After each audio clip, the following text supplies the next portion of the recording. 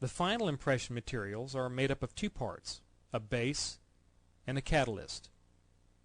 Once they're mixed together, they begin to set up. Many situations require using two different types of impression materials together. First, a thin paste is placed into tight areas to capture the finer details of the teeth and gums.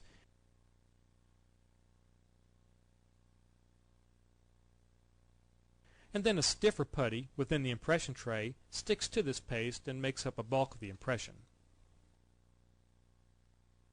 Delivering the impression materials to the trays is easiest when using the syringes. These automatically and quickly mix the two parts. Syringed materials set quicker, giving the doctor less time for placement, however. Alternately, equal lengths on a mixing pad of the two parts from tubes might be used. These are mixed by hand for 30 seconds or more and set in 5 to 10 minutes. There are also putty-like materials, kneaded together by hand. These set up quickly, like the syringed impression materials. As with so many other procedures, we've said that the most important step is the one that you're doing now. In the prosthodontic care, this is most true with the final impression stage. Be sure to follow the manufacturer's instructions and never intermix brands of materials. It simply won't work. And remember to use tray adhesives. While failure in any step is distressing to both you and the doctor, it's the patient who ultimately suffers the most, the victim of delayed care, or at worst, an ill-fitting denture or partial. You'll see many different names for final impression materials, from rubber-based to polyvinyl siloxane. Some doctors enjoy great success with zinc oxide and eugenol materials. Follow your dentist's lead and acquaint yourself with the materials mixing and use instructions. Second in importance to the accuracy of the impression is the bite registration. This is the creation of the relationship between the upper and the lower models, determined by how the teeth normally hit against each other. Some doctors can get a good bite registration using wax. Others use a syringed silicone material. Once hardened, it must be treated delicately and not distorted. Otherwise, the lab will mismount the models and fabricate the prosthesis to this inaccurate jaw relationship. The only way to develop prostheses that function properly relative to a patient's jaws is through the use of an articulator. These artificial jaws hold the dentures in a relationship that mimics the patient's own jaws. Your dentist may use his own articulators, or the laboratory may supply ones that they work with the best. In order to properly float the mounted models in the space of the articulator within angulations that most match the patient's jaws, a so-called face bow transfer must be made. The face bow locates a reproducible plane that's made up of a tripod, usually the ear openings and the top of the nose. It transfers these to the articulator. When replacement teeth are then fabricated using the articulator, the teeth move and function in a manner most similar to within the mouth. Finally, the denture teeth themselves must be selected. Many patients think this is the most important step, and in some ways it is to them. Often they'll want them too white, or they'll want them too small or too tightly spaced. The dentist's job is to help them select teeth that most closely mimic their natural ones, but in a pre-disease state. The shade guide to select the tooth color is brand specific. Its shade numbers and letters should be used with that brand of teeth. Certain shade guides, like the Vita brand used in restorative dentistry, are becoming standards in some areas and with some laboratories. Be sure to use shade guides provided by the lab or by your doctor. The shape of the denture teeth is best chosen by the dentist. It represents a cross between function and form. There really is no one-size-fits-all denture tooth. Every person is different, and like every snowflake is also different, so is every tooth. The actual process of making a removable prosthesis involves 5 treatment steps. The preliminary workup, the preparatory appointment, the try-in visit, delivery of the prosthesis, and of course, adjustments. Your role in direct patient care is much more relaxed than in other elements of dental assisting. For example, moisture control and evacuation is less critical. On the other hand, your laboratory responsibilities are heightened, as in pouring the impressions in stone and trimming them, packing lab cases, and so on, and you must also manage the patient's return appointments, making sure that the case is back from the lab in time for the patient's visit. The preliminary workup follows the examination and the treatment presentation visits. At this preliminary workup, preliminary impressions are made. These are usually both upper and lower alginates, poured in colored dental stone. The color, shape, and size of the denture teeth may also be selected at this visit.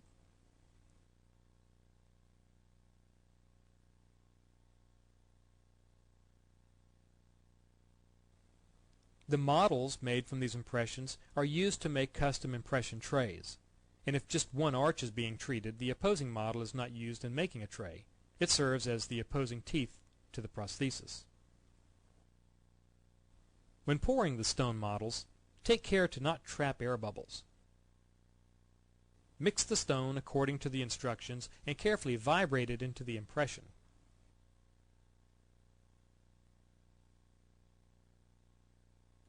If your office uses model trimmers, you may form a patty of stone on a tile or other type of pad and place the impression on this. Then, trim the set stone in the manner shown, or as directed by your doctor's wishes.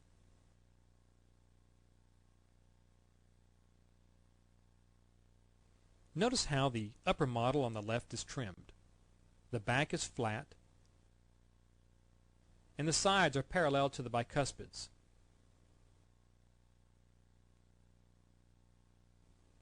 The front of the model is shaped to form a point between the front teeth. The rear corners are flattened in.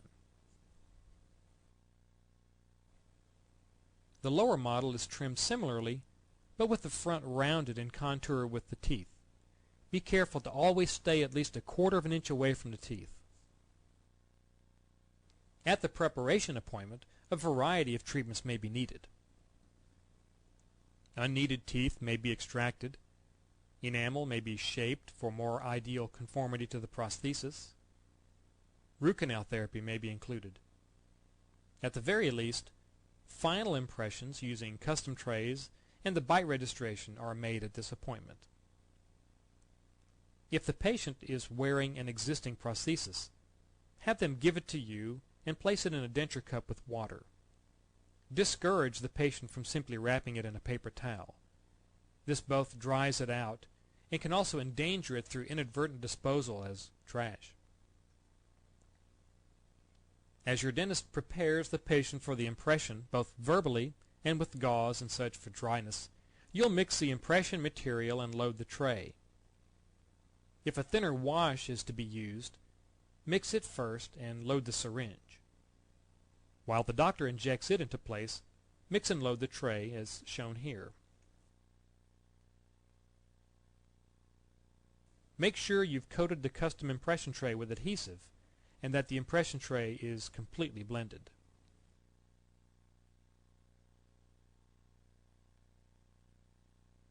Once set, the dentist removes the impression and checks it for accuracy and completeness. It's not unusual to have to repeat the procedure. It's simply that important. The finished custom impression is contaminated with saliva and maybe even blood, so it's considered a biohazard. Proper management assures your safety and the safety of the lab receiving it. They're depending on you, too.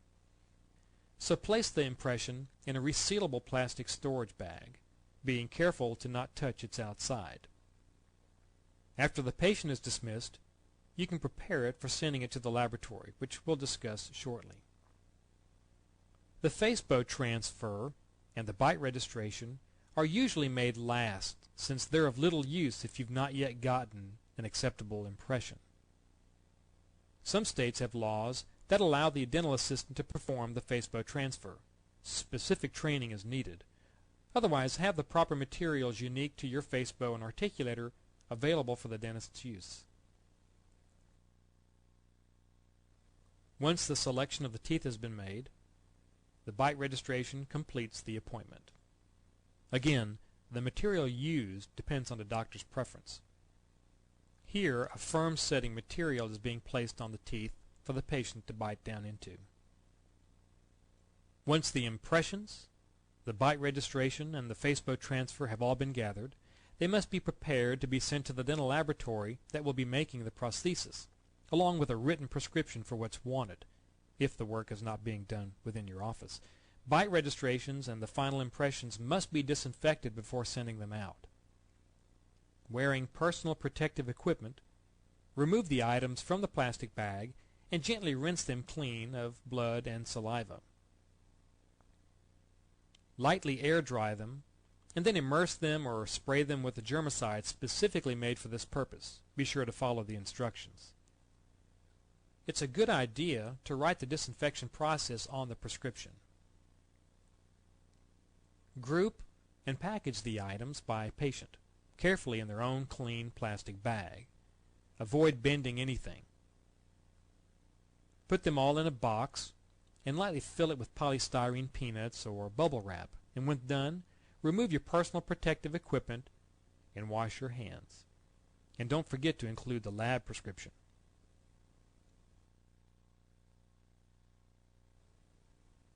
A paper trail is imperative for monitoring the many lab cases you'll have going at one time. Fill out the prescription completely and keep a copy of the prescription grouped alphabetically in the lab. Many dental practices also keep a third copy in the patient's record.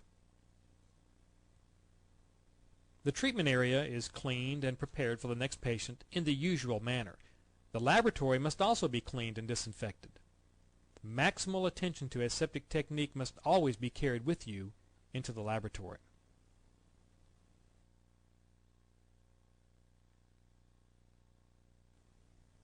Once the case is returned from the dental laboratory, the patient is scheduled for a try-in appointment.